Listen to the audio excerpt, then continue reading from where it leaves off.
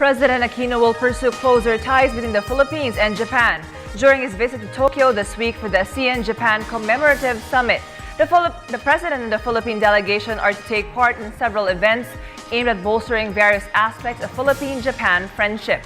The chief executive will meet with Japanese leaders and businessmen. Also included in his agenda is a meeting with representatives of the Filipino community in that country. During the ASEAN-Japan Summit, the growing tension in the East China Sea may also be tackled. Added details from Rocky. The Philippines is open to implement steps that will ensure security and development in the South Asian region. President Aquino said this amidst his forthcoming trip to Tokyo for the ASEAN-Japan Commemorative Summit this week. ASEAN leaders will meet in Tokyo following China's declaration of Air Defense Identification Zone. But the president stressed it's not part of the agenda, but if raised, the Philippines will welcome the discussion to ensure political and economic security. This is the 40th year. So, yung relationships between ASEAN and Japan is the focal point of the engagement. Ngayon, if there are other issues on a bilateral basis, then we are certainly open to discussions. No? May I remind everybody, there are only two strategic partners for the Philippines, and that is the United States of America and Japan.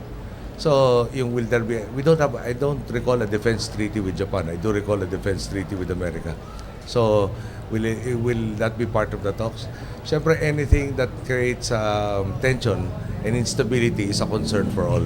And everybody should be focused on maintaining a stable region so that we have the necessary milieu for para expanding economies to the benefit of all our peoples.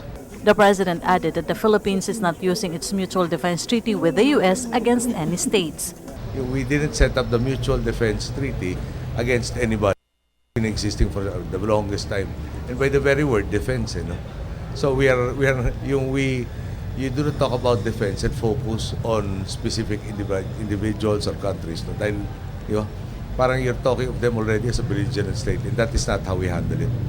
President Aquino reiterated that the Philippines is looking at Japan and U.S. as strategic partners, not only in terms of defense, but in times of disaster and emergency. I think even the disaster relief operations, no? All the foreigners that came in with their water filtration systems, their mobile hospitals, their airlift capability, their ability to set up yung air traffic control also, no? That enabled night vision of night operations, shows us yung the wide disparity between their capabilities and ours, and it should guide us as to which aspects of our defensive abilities we should be enhancing so that there is parang the possibility of good collaboration in case an eventuality that nobody wants to happen does happen. Di ba pwede kayong in paper magkasangga pero sa yung in nuts and bolts naman of the thing. Hindi naman kayo magkatugma, either systems, procedures, equipment na walang compatibility, parang halos pointless yung obligations with each other. For the People's Television, Rocky Ignacio.